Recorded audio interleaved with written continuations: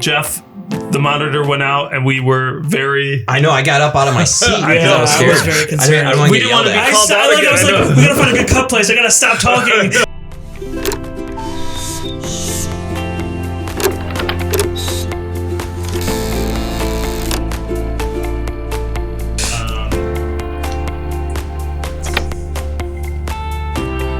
Welcome to the Immersive Lens, the podcast exploring the technologies reshaping how we live, work, and learn. From AI and virtual reality to creative media and design, we are diving into the tools and ideas shaping our connected world.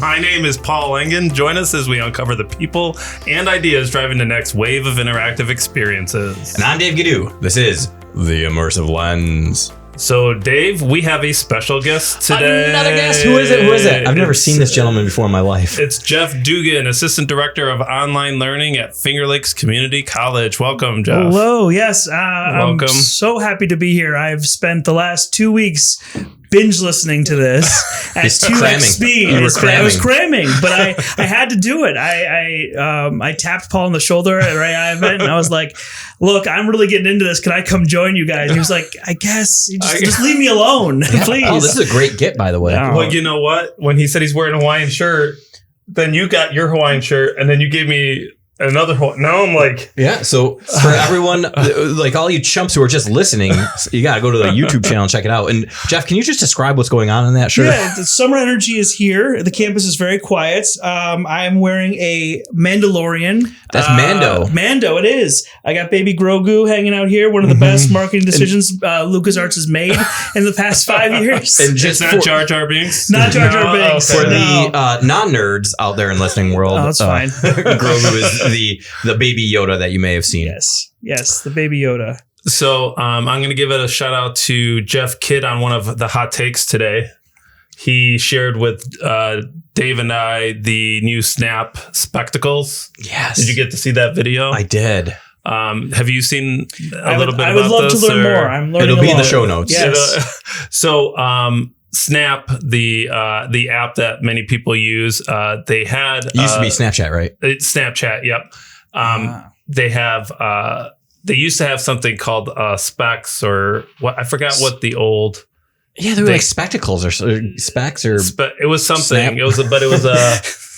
It was a glass that just had cameras. Yes. So it could record, so then you could post fragments of your day. Yes. And it was like special. It wasn't like they were selling them to general public from what I remember. It was like little releases here and there. Yeah.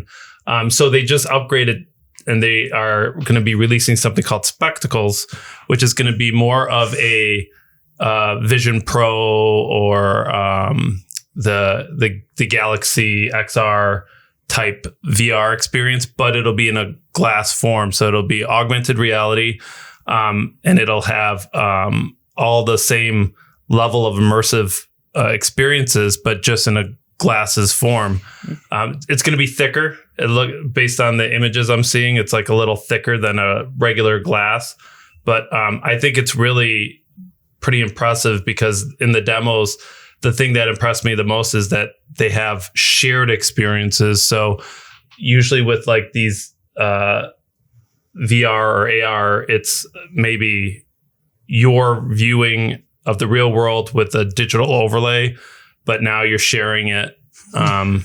So if all three of us had the goggles on or the glasses, I don't even know what to call them. But if we had the glasses on and you were painting something in 3D, like molding fake clay, right. So anyone who doesn't have the glasses couldn't see it, but both Jeff and I could see it exactly where it is in your hands, no matter where we were in the room. And we could collaborate with it. Yeah. And it's really cheap. Yes. I think it says $21. Oh, you're missing a few zeros. Oh, $2,100. Yeah, now, sure. I will say this. So we'll have a link to this in the show notes. It does look like a combination of those old like Viewmasters from the 80s, plus the 3D glasses you get at the movie theaters, plus and probably informed most by there in some of the Marvel movies, Tony Stark had like Jarvis in some glasses. Yeah. So it is certainly a bold look that I could not pull off. I can barely pull off this Hawaiian shirt. So I don't know how I could pull this off, but I do like the technology behind it. The one thing I am concerned about, and this is the same thing with the Meta, is like I do not want to create an account with Snap.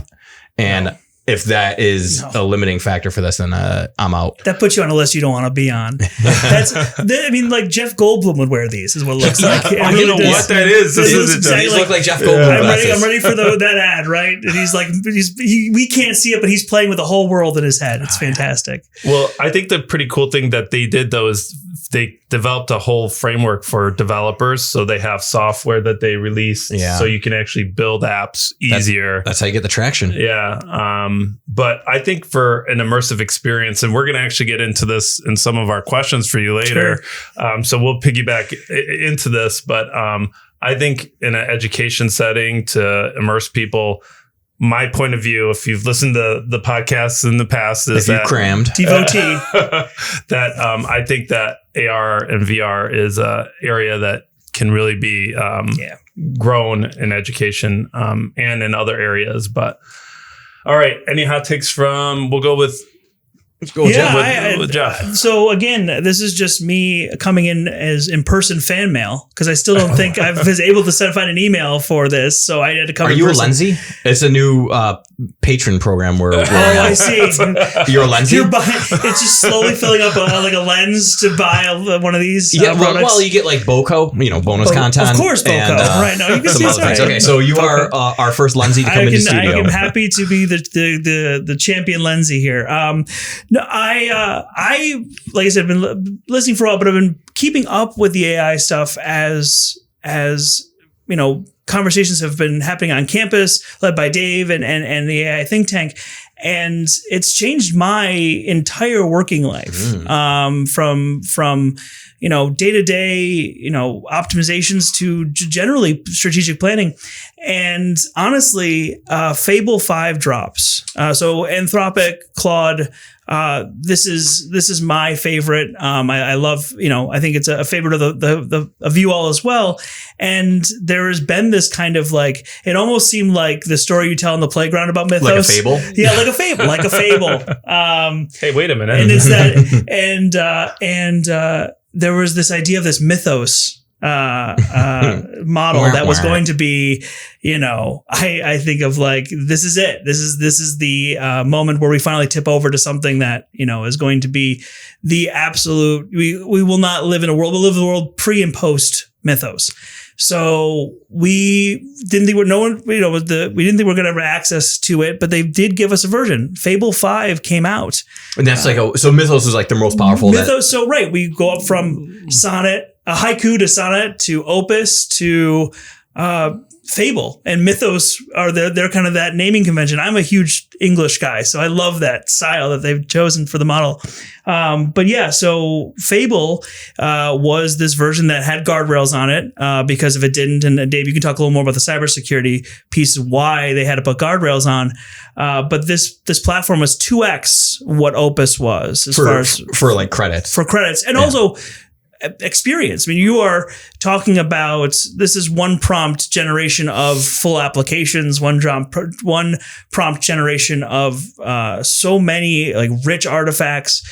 For me, when I got access to it, I used it to help just like talk through a personal knowledge management I was working on, right?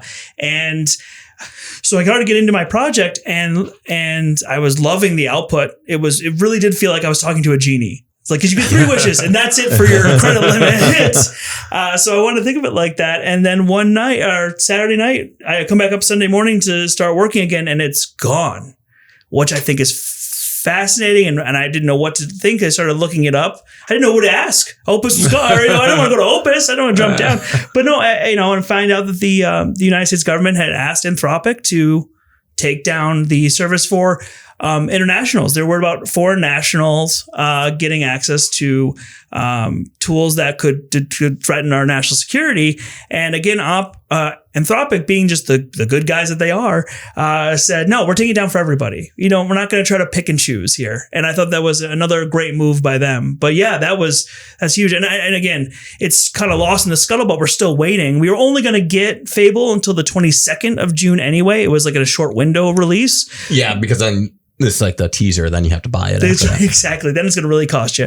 But so I'm eager to learn more, and hopefully we get it back and we get an extension on that due date, that end date. I'm sure we will when it comes back. But yeah, it is a big question of cybersecurity, because that's what the concern with Mythos was and Glasswing, right, Dave? Yeah. So Project Glasswing was the Anthropic originally developed Mythos first, and they deemed it too powerful to release to us mere mortals. So they under the Project Glasswing, which is their code name for it, they gave it to companies like Microsoft, Google, like all these other companies to fix their code. And out of that came, so Firefox, Mozilla Firefox fixed 271 bugs in Firefox. And Mythos had discovered bugs that had been around for like almost 30 years in some other operating systems. Like they found vulnerabilities in every operating system. So then they pared it down to Fable 5, gave us guardrails, but people could conceivably jailbreak those guardrails, which might be actually, there might not be such thing as AI systems that can't be jailbroken. So at any rate, Glasswing was given to all these companies. And what we started to see, other than this Mozilla one, and my hot take for the week is that Patch Tuesday, which is I think the second Tuesday of every month, Microsoft will update their software. And usually it's like it used to be in the double digits. Now they have like 100 to maybe 150, tops 200 bugs, some like small, some big bugs. But the most recent one in June of 26 had 566 bugs, including 55 high vulnerability remote code executions. So, and that's like huge. So I think that we're starting to see Glasswing and AI start to really bulletproof and harden our software a little bit more. This is really crazy. Can I read you? I'll just read you the first two paragraphs of what the government or what Anthropic said.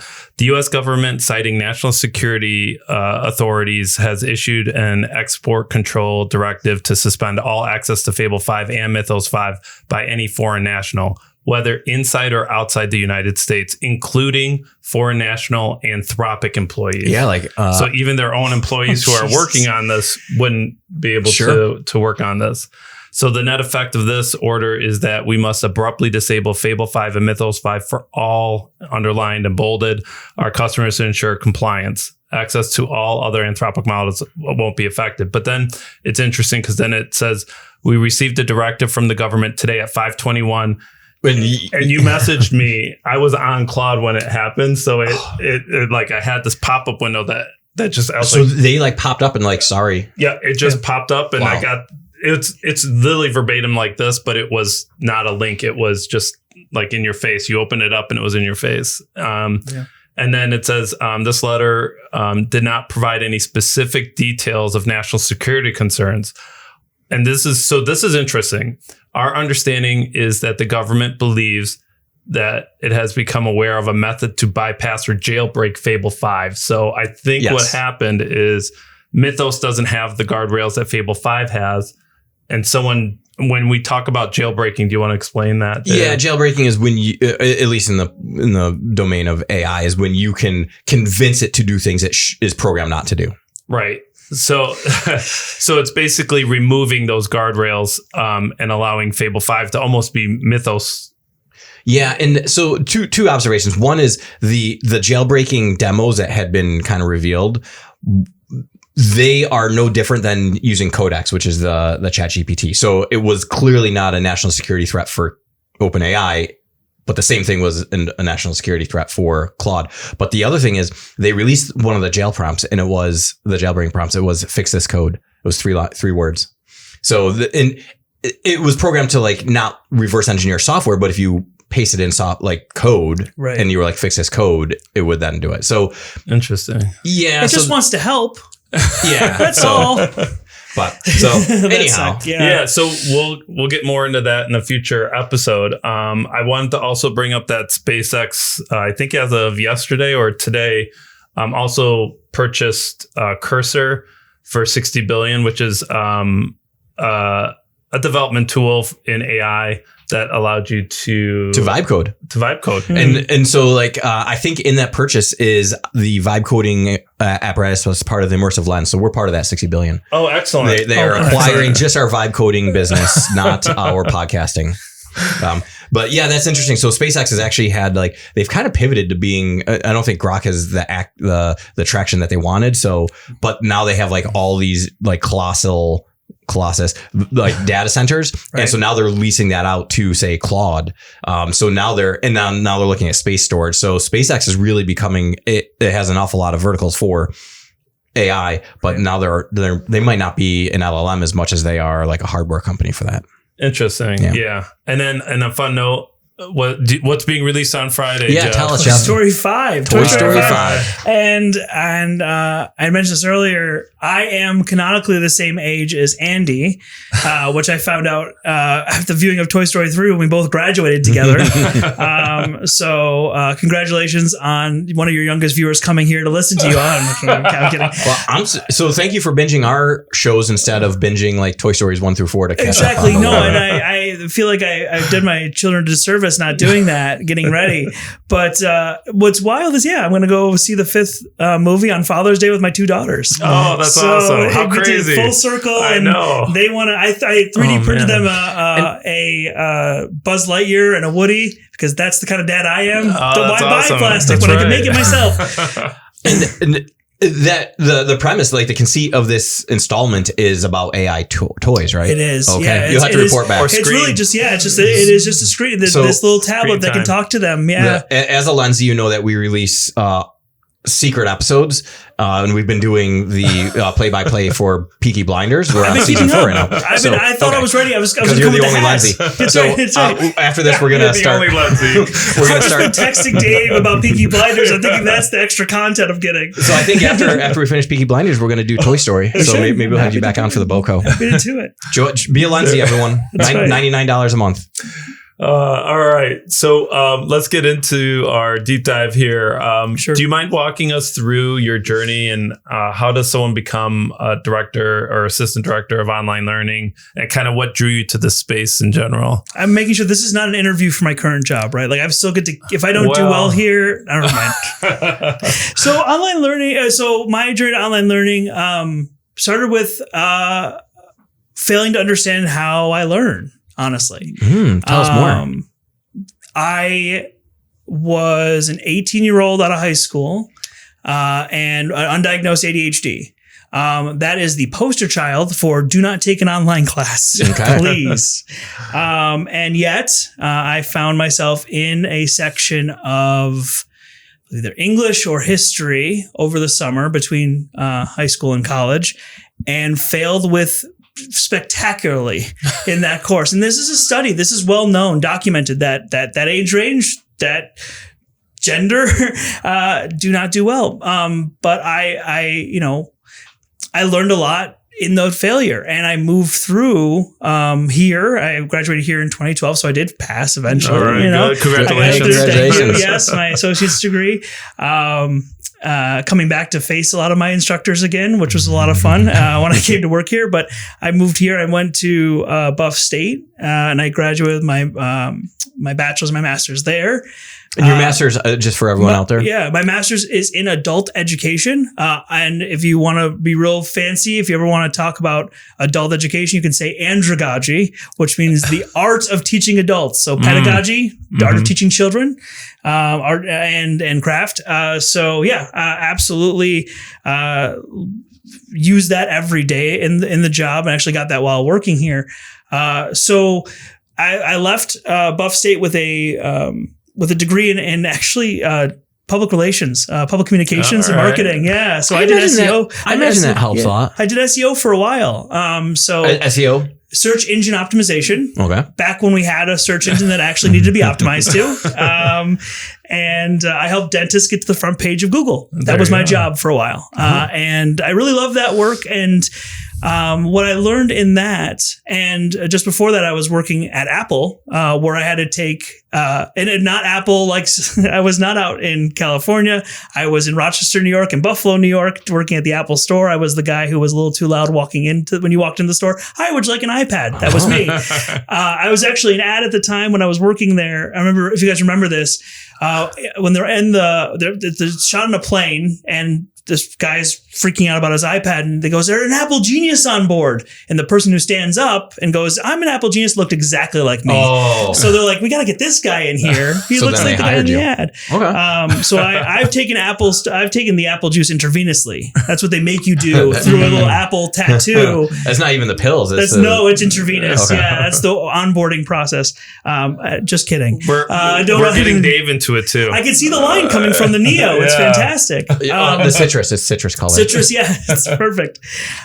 So between that, between going through Apple and then in the work I did, being basically the nerd on board with SEO, right? I help people understand what a website was, what a head section was, and those kinds of things that matter to the search engines when they come to look for your website. I learned that my job, that I really enjoy, the purpose of my work is confidence building, and helping people translate between technology that seems still daunting and scary and a reality, that a goal they're trying to achieve, and translating what does that mean to get from A to B. So let me just ask a follow-up softball question. Sure. What translates from SEO in structured information to instructional design? Talk to us about that. Nothing, absolutely no. Like, I promise I was getting there. So yes, no, it really was looking at opportunities outside of the corporate world. I really didn't want to help salesmen get their third houses anymore. Like, it was just I think SEO is a great business for individuals to engage with. I think our students could really do well to leave this institution and go help, and as entrepreneurs and individuals kind of helping specialists. But when you're in a corporate setting, it's a little soulless work. You kind of grind through on the other side. So I wanted to go help more. And Finger Lakes was calling back to me.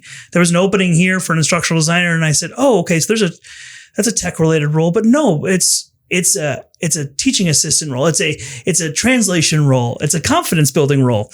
And, at the time, I was just looking for that opportunity, and I applied, and I brought to my first interview the idea of digital credentials, because they wanted to find something that was of the time. And we've still been working through that through Credly. And so I took the innovative spirit that we had in SEO, and I took the wanting to translate and help, and I turned that into a job that it's fulfilling. So I started here as an instructional designer, which is a role that is about making our learning management system a classroom.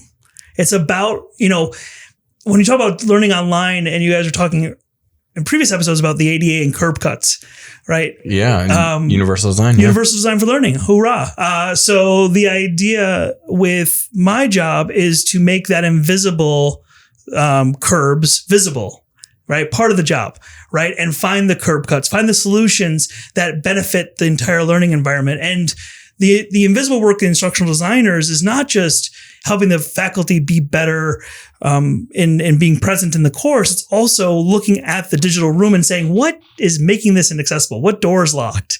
What whiteboard is just half hanging on there, right? If you walked into a classroom right now, and you'd be able to see pretty clearly, because we have that perspective of things were off. My job at that time when I was coming in here was about bringing that to light, showing people what can be done to make things better.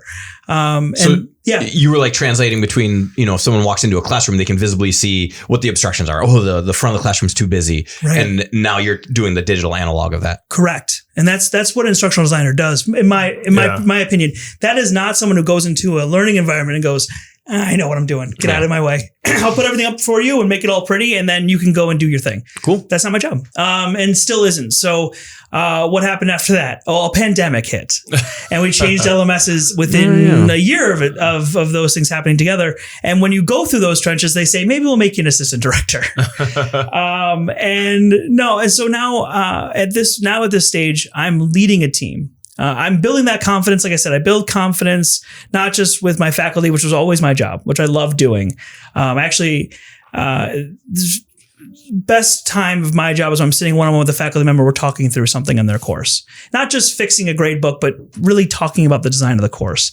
But now I also support the students that are learning online through the faculty, but also directly in their experiences on Finger Lakes. We have 54% of our enrollment is fully online. They never touch campus. So 54% of people enrolled are taking an online course. One or full-time? One or more. Okay. One or more. Yeah. And most of them will never touch campus. So the idea then is, how do we welcome them to Finger Lakes? This may be an experience where we are right now talking to some of our students that Is your budget big enough to buy those $2,100 glasses for every single virtual? I've still not been trusted with a budget line yet. I don't know what that is. Maybe it's the Hawaiian shirts. I don't know, but I will eventually, hopefully, have access to that. And really, my goal is to make something very similar that they have at MCC, which is a digital campus. I would love for online learning to be have a digital campus, and not just a digital space where we can all meet,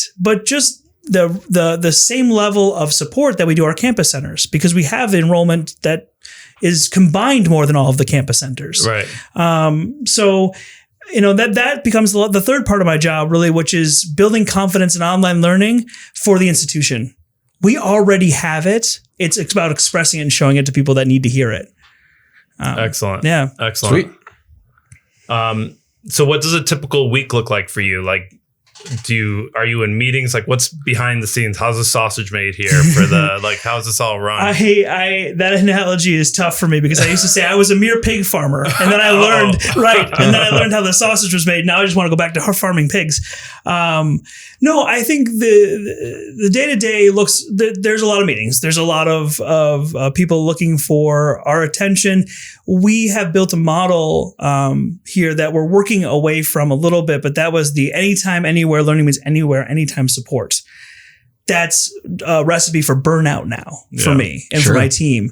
So what we've done is we relied more on SUNY, the network, the system that we're a part of with all the other 64 campuses, to offer support in ways that look more like that midnight problem that students and faculty have. They have a resource that isn't us that they can call at the SUNY Help Desk. They do a great job there, by the way. They do. We are so fortunate to have them. Wait, are you telling me if an assignment is due at midnight, a student's trying to submit something at 11:59 and there's an issue? And there's a person they can call. Wow. Our students wouldn't do that. No. No, it's 12:05 they would call. Yes. But no, it's that's the kind of support that I help make sure stays in lines and stays available. I'm meeting a lot with other SUNY campuses. I do a lot of liaising to SUNY and to the team at SUNY Online. It's part of the kind of larger network there. And I do institutional readiness for campuses. So I've gone to a couple campuses where I go, okay, so you don't really have the support you need right now to grow or at least maintain the online population you have. What do you need? What can we help you find and get? So I love that advocacy work. And really, I know the majority of my time, and this is what I've learned to love to do very much so in this role, is support my amazing team. Yeah. This is the opportunity that I've really got to enjoy. I have two instructional designers, Alexa and Sarah. They split STEM and non-STEM areas, and then I've got Brooke Tunison, who does our student support. One person for all those students, which we're working on. Brooke is also super delightful, so I imagine that's she's a great resource. Yeah. She's a great resource. And then tangentially, in my office, she's not directly reporting to me, but we have Amy White, who is this dark horse UDL, right? UDL specialist. Not many people, in fact, very few institutions that I'm aware of have a UDL specialist. What's a UDL specialist? UDL is Universal Design for Learning. So that whole episode you did on better go back and listen to that. You are in theory a UDL specialist, Paul, according to yourself, I believe. But that is something where, again, we stand out as leaders to have this person in a role that is devoted to. She's fantastic. Talking about it. Now we've regulated her a little bit to just fixing PDFs because we were in panic mode, but now we're not. And so I'm really looking forward to getting her out there more and pushing her into places like this space where she can talk about what does it mean to reach for more than compliance? Because that's what UDL is. It's reaching above the compliance line and beating us somewhere beyond that, which I'm really excited about. She also tell you to get rid of your PDFs. But that's I know. I keep hearing get rid of the PDFs, but actually I heard something about PDFs take up more tokens, but I don't know if that's accurate. Might be. There's a lot of layers and because it takes additional screenshots. They need to run Python OCR, too. Yeah, with it. PDFs are images, Paul. That's just the easiest as easy as that. PDFs are images, and the images are notoriously bad. At being so for everyone out there, instead of creating PDFs, create HTML documents. Correct. Yes. That's what I'm saying. Use AI to do that. HTML is definitely the better way of going. So as an assistant director, you're often the bridge between administration, faculty, and students. What is the most common? So this is a 3-part question. I'm ready. The most common misconception faculty have about online learning, learners have, and the public has. Ooh. I'll start with the public because I want to take a look at it from a market standpoint.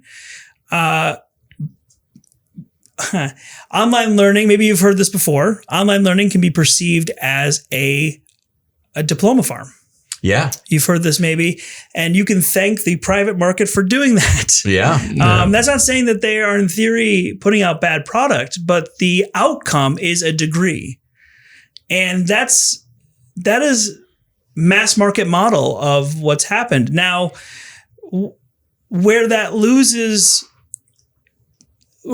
people is that, where people lose the thread on that for me is when you look at getting a degree and going through that path, it is very much not about the paper at the end. The paper is an indication of the relationships built through that whole process. Oh, that's an interesting characterization. Every step along the way, you met with a person, an expert, or a trained teacher that validated a step in that learning process. And when you try to systematize them out or systematize that human-centric approach, you turn into a farm. And online learning has a bad reputation of looking like systematizing out the human connection, which the opposite can also be true, very much so. So that from the public perspective, we're always fighting against the Phoenix Universities of the world, and the for-profit models. They do a wonderful job of putting people through a pipeline. You want to talk about sausage being made? That is definitely a assembly line of learning. But there's been legislation that kind of emerged because of this. So regular and substantive interaction. RSI. I'm going to try to lead with all the words, and then we'll shorten it. Yeah, no, that's a good idea. And regular substantive interaction tells. It actually is legislation. It's actually legislation against correspondence courses, or what's known as what I refer to as robo courses. Sure. This idea that it is just a back and forth with kind of preset content, and the instructor has set it up at one point and let it run. That's why I mean like a robo course, right?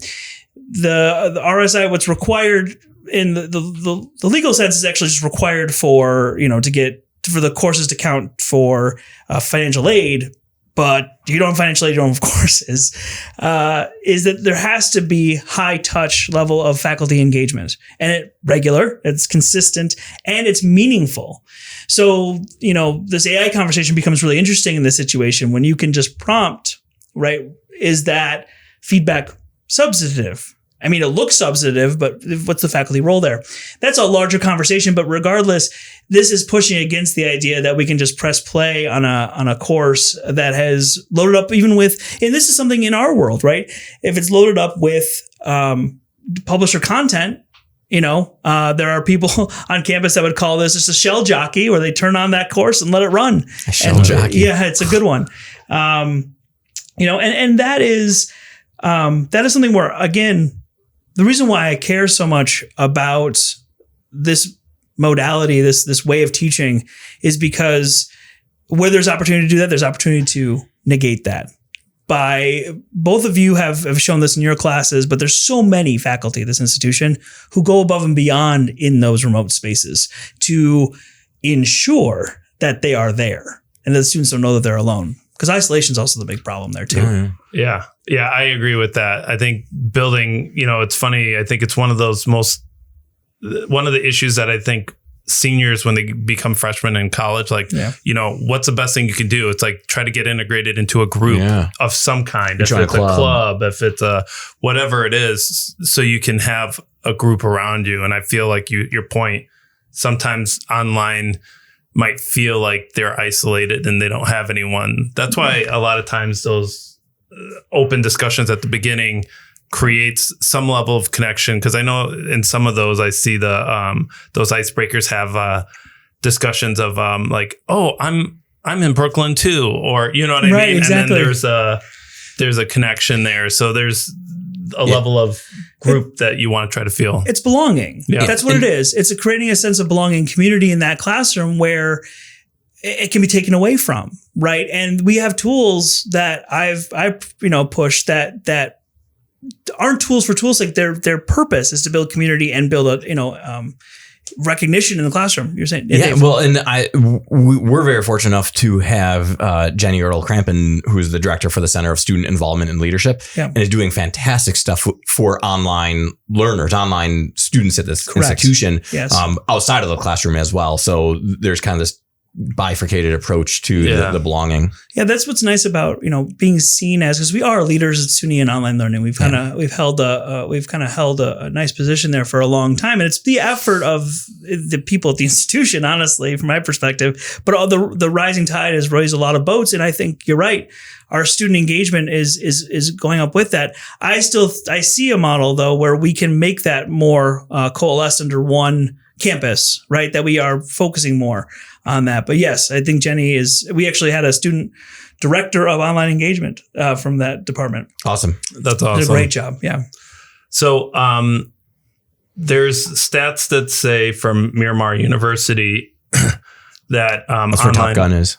I think you're right. It is. Yeah. That's crazy. That's all right. Go ahead, Maverick. Online learning has exploded. There's approximately 73.8 million online learners globally, nearly 900% increase since 2000. And e-learning market is projected to hit like a 400 billion by 2026. Sure. Does that growth feel real where we're sitting at a community college? And does that reflect what's happening as a trend here at FLCC, you think? It does. I mean, yes. And I think that opportunity changes the way our classroom structure looks. That does not mean everything's going to change overnight. What that means is slowly over time, we have to recognize that the people that we're talking to are not in the room, kind of like what we're doing here, right? Our students are going to be at their own time, at their own place. And that's really important to reach. Now, that monumental of a growth, I don't know if it's going to be those levels of growth. And I still think there is value to sharing air with people and being in the same space. I do think the flexibility is a double-edged sword where students will, they'll be able to engage in their own time, but they'll need the discipline to do so. And they'll need they'll need this kind of want or onus to be in that community. Right now, it's given to them when they come into a classroom. Yeah. This is going to be something where we need to focus more on developing, especially because we are not just serving. I mean, we are serving out into Brooklyn, right? Right. There's no doubt in our mind, right? Yeah, we have a big downstate population.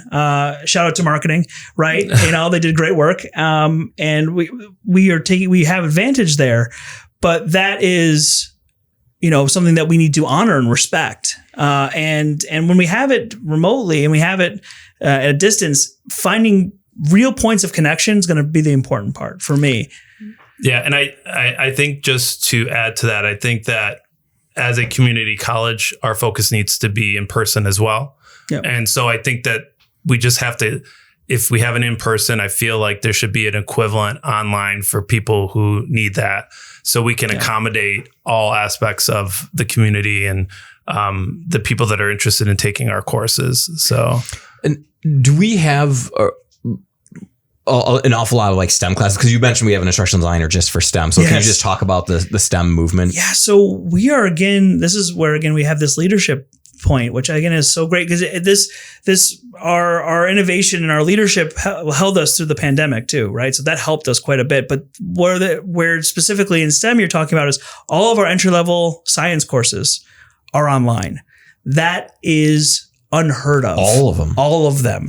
Say that again. Biochemistry, physics, and even up to microbiome, anatomy and physiology are all online. Wow. We have an online offering for all of them. So what we see over the summer, especially in these like what we're taking right now, I have 12 sections. I don't. We have Trevor Stiegelman Johnson has, our physics professor, 12 sections of physics right now from RIT students, from U of R students. They're looking to come here because the credit is more affordable and the quality is there that he's fantastic. Take it. Incredible. His model, he's got that figured out, and we're trying to replicate his model, which is he was the kind of main subject matter expert and designer, and then spreads it out to all those courses and shares like a common model there. He presents at a lot of conferences too. He does. I really appreciate working with him. Yeah. Yeah.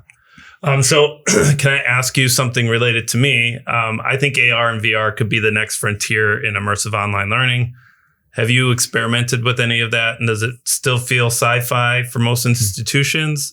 And where do you think the reluctance is to adopt this type of stuff in an institution, faculty, staff, or is it with students? It's all 3D TVs, man. We're going to move on from it's not 3D TV. That's a deep track calling back to that was the failure episode. Homework is all that was. No, you're Unbelievable. Right. No. Get out of here. Straight to jail. It's good. That's right. Switch Jeff's out. Yeah, Got the wrong Jeff in here. Your Lenzy status has been revoked. That's okay. I can save that money, I think. Yes. And we've seen this at our institution where we have been able to, in workforce, for example, been able to do welding work through VR and AR. That's not necessarily online, but that's a cool use of that technology. When I think about online, though, again, I think about that idea of presence and community building, right? Even looking at the specs earlier, which, you know, I still think Ben Frank would have a kick over that they're calling spectacles and what these are, right? The original inventor of glasses, bifocals. But that shared experience is so important. I will never forget going into Christy Parker's class for the first time and helping her run that technology. That's the HoloLens lab. Yeah, that's where they have like the virtual bodies and you can.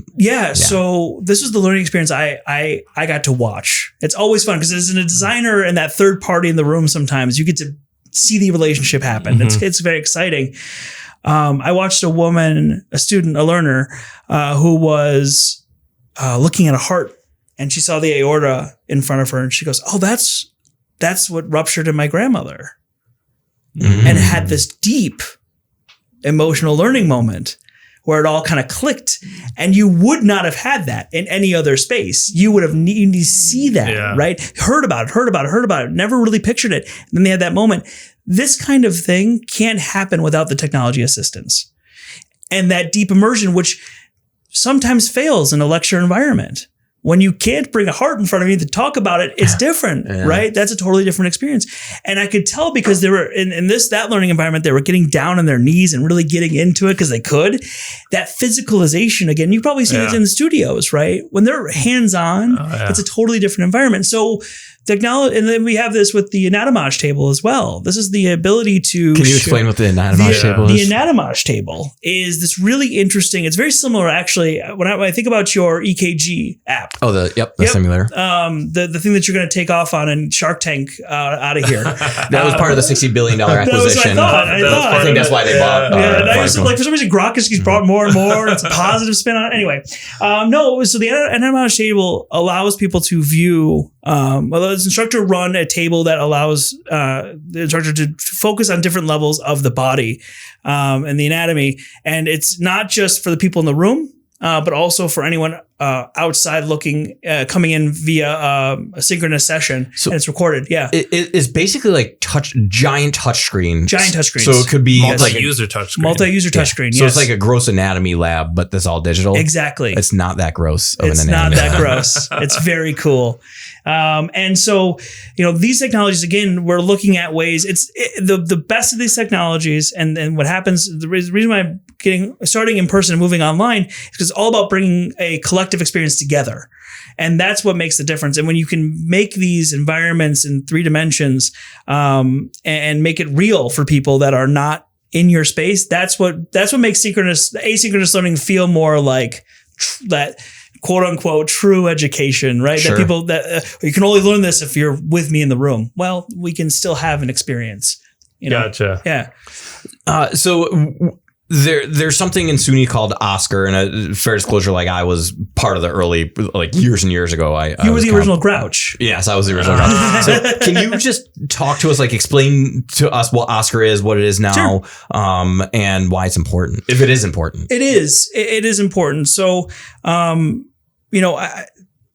it's all about, Oscar is the open SUNY course quality review system or rubric. However, it is a process that courses go through, online courses go through to ensure quality. It's based off of a tool, a measurement tool from Educause called Quality Matters.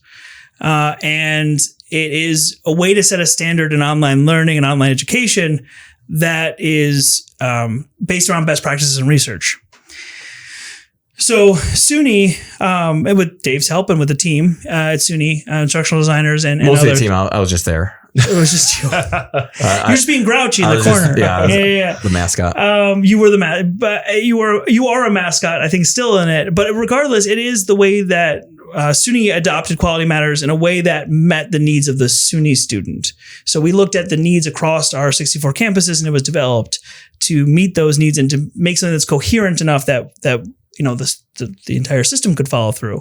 It was then taken up by a couple of OLC, Online Learning Consortium down in Florida, to be verified as like a true quality review rubric, which is huge for it, and they got published that way, and we still use it today, and it's been adopted and adapted. I worked myself at the SUNY level on getting it up to, I think it was 4.0 we worked on, which is RSI is what I worked on specifically. Okay. Which is, if you remember, regular and substantive interaction. Thank you. So I was able to help there. And so I'm really kind of deeply involved in it at the SUNY level, but we're bringing it here under a course quality initiative, where we are we're very good, like I said, leading the way and putting new things online. Mm-hmm. Now we need to, especially post-pandemic, which is hard to keep talking about, but it really does have ripple effects to today in online learning, create a floor of quality that we meet, because we've got our ceiling well defined. We keep pushing that up and up, but a floor would be also very good to set up, like Trevor has a standard common core shell that we know it holds the quality. It has accessibility interests in mind. It has good instructional design in mind. It has good presence in mind. And it's just so that every room has a functioning door and a working, lights and all those things. That's the point, right? Now it is hard because it is, a huge initiative. We have over 240 classes online. These sections or classes? Classes. There's 240 classes. Correct. Wow. That's not sections. So sections is what every faculty member will teach if there's multiple sections in a semester. So if you have 3 or 4 of those sections, you're looking at maybe close to 1,000. Correct. Every semester. And iterations, right? Every time that course gets put out into a section, that's a different iteration of that course. We're just trying to create a common core shell that starts clean. Yeah. And that would be a huge lift. It still is a huge lift. It's a 5-year plan my team has to do this. And that's why I'm so grateful for them, because they are boots on the ground doing that work.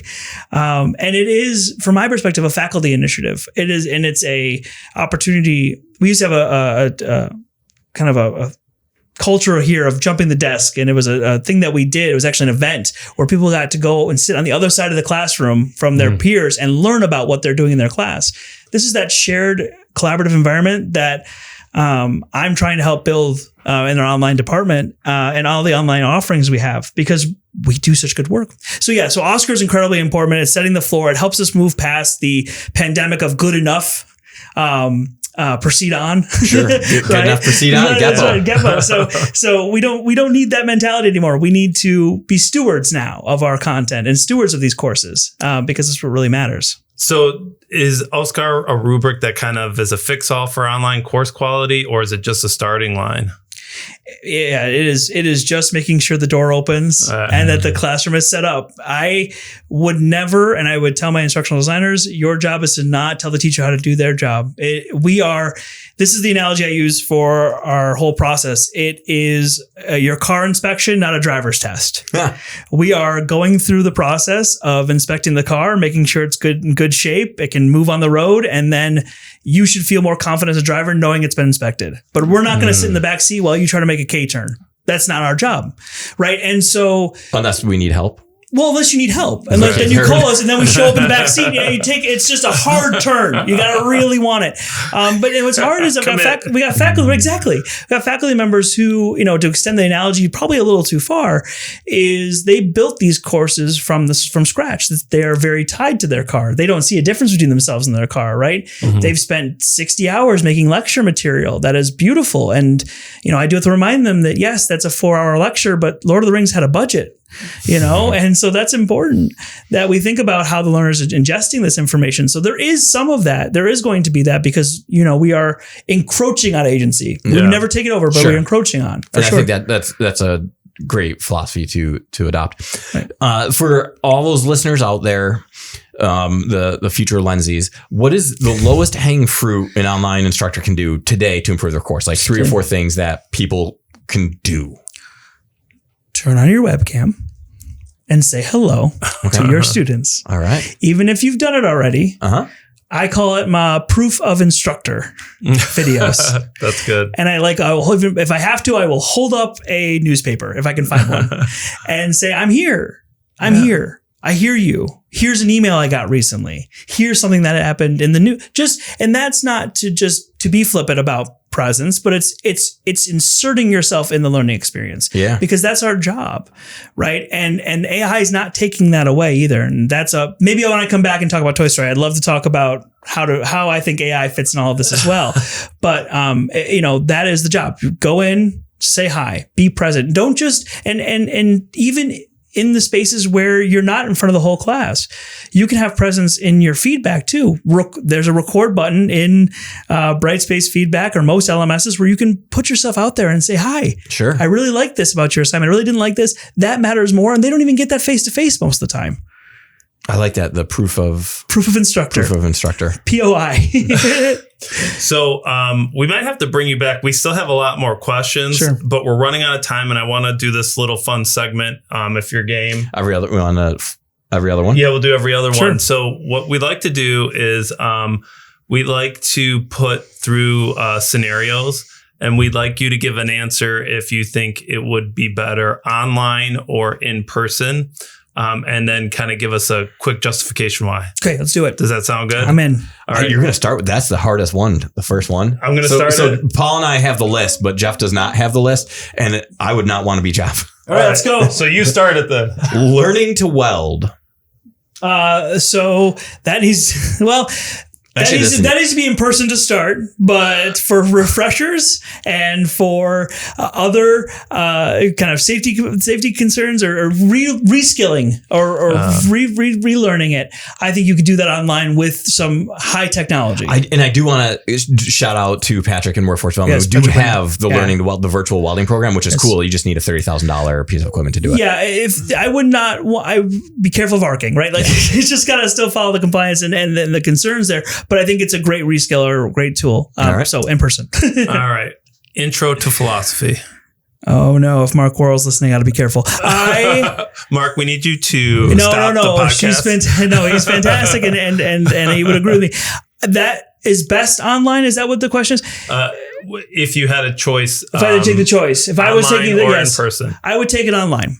And the rationality is that I would want to make sure that we have the ability to take your time to write and think through those responses. And actually asynchronous discussion, or the way I've helped Mark, who was our philosophy instructor here, use VoiceThread and have that conversation. Now, in dialogue can happen asynchronously, but there's that thought process that really matters. Okay. All right. A cooking class. In person. And Jamie Rodder, I'd want a space between them. But no, it's in person. And that's just because you can't smell burning garlic, right, online yet.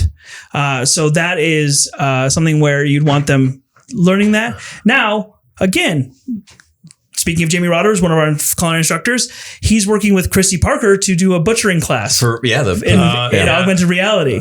So that's, there is opportunity, but no, that's an in-person. Okay. All right. Grief counseling. It's tricky. I think there definitely needs to be an in-person start to all of this. There's a high level skill, like we're talking with AI, high level skill that needs to be done. Now, there is still training that I think can be done and presence that can be done online once those fundamentals are in place.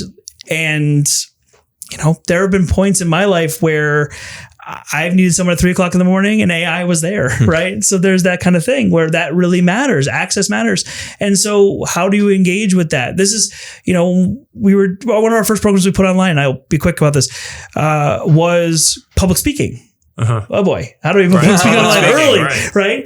My previous boss was an excellent salesperson. They were very good. No, it was, but look how much important that is now to have a presence on a camera. Yeah. That's all that matters sometimes to some jobs, right? So no, there is a level of abstraction that matters to these roles, even though they are highly personable roles. It's interesting with that one. I could see that being AI personas being developed, and then you as a grieving counselor would have to try to respond, and you could be, I don't know, there's a lot. Yeah. And I think nursing is doing kind of the same thing with, say, like patient diagnostics and things like that. So, all right.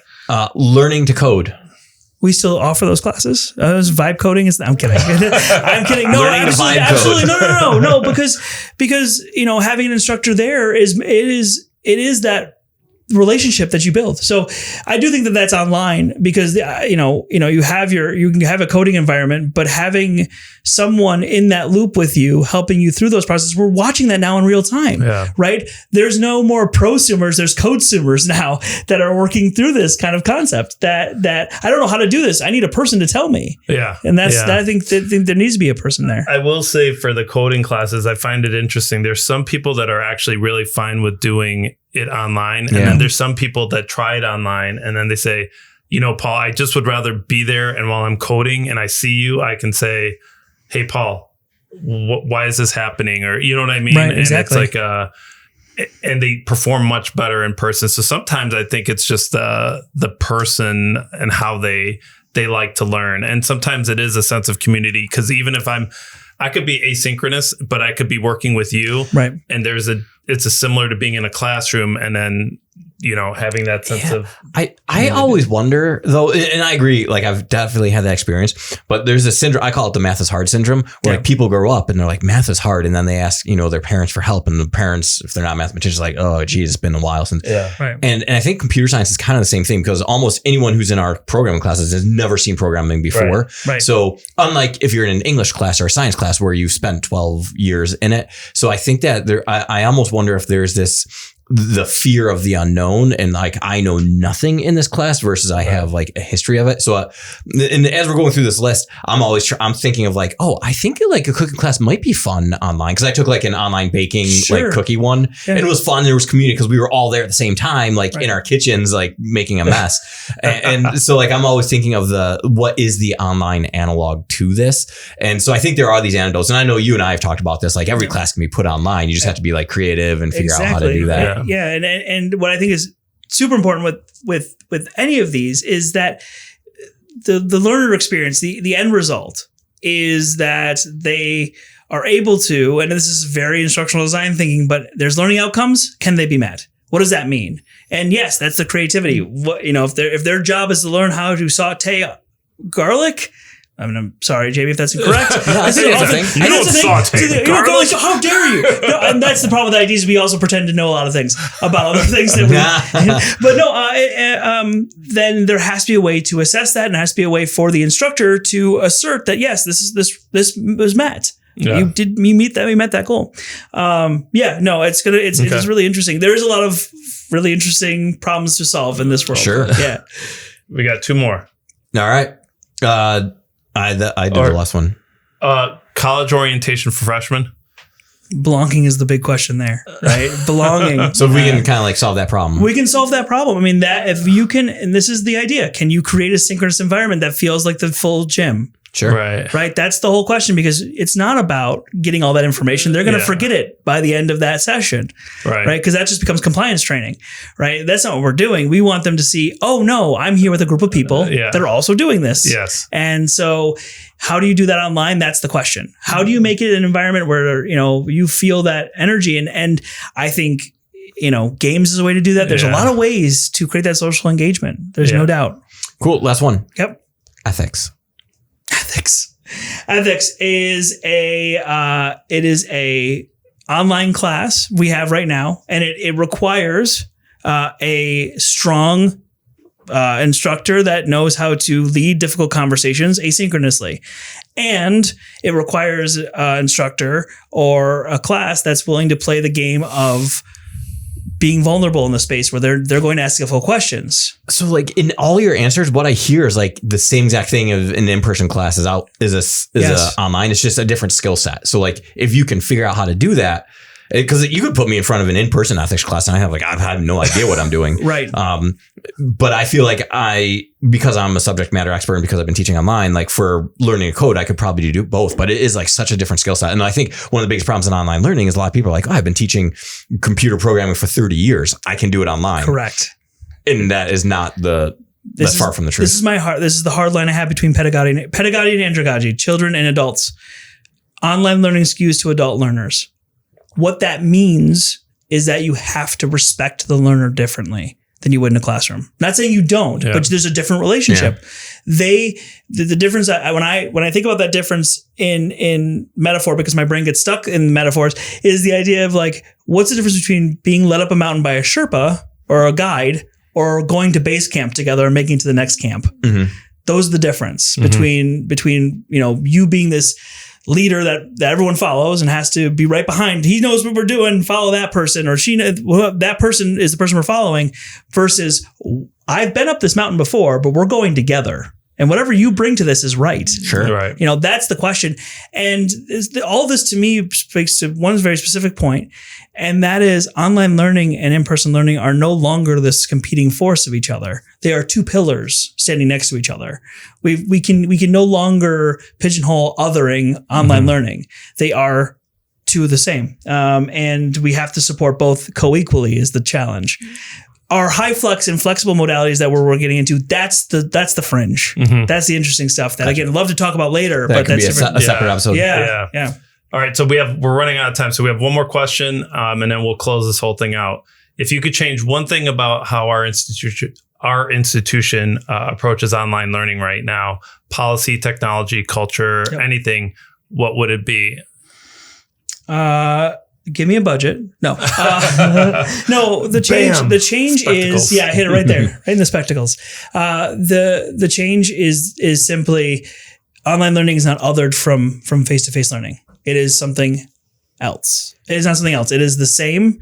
It requires a different skill set, and we need to appreciate that. But at the end of the day, learning outcomes need to be met. Faculty need to be present, and students will respond to both of those things. So, I was telling the provost the other day, Dr. Laura Ortiz, we were talking about, some issues we're having with the beginning of the semester and students being not able to access their class. I said, Dr. Ortiz, if you walk down the hallway and see someone locked out of a classroom, you would probably try to help them immediately. Yeah. Right. That would be I need to go fix this up. And urgently, there was not an urgency to this issue that there should be. So it's respecting that modality and understanding that just because you can't see it doesn't mean it's not real. Right. So back to those invisible curve cuts, those kinds of things. But that would be my big pitch. Yeah, no, thank you guys so much though, for the time. Well, this is so cool. I appreciate you coming in and doing this, and thanks for the Hawaiian shirt suggestion. Absolutely, this is summer mode, guys. You got to do it. You got to go for it. Wardrobe department of the Immersive Lens. That's right. So that's all the time we have today. I'm Paul Engin. I'm Dave Ghidiu. If you enjoyed today's conversation, be sure to smash that like, subscribe, love, subscribe again button so you never miss an episode. Let's be careful out there, folks. And enemies. And enemies. And enemies. And Jeff, thank you so much for coming in again.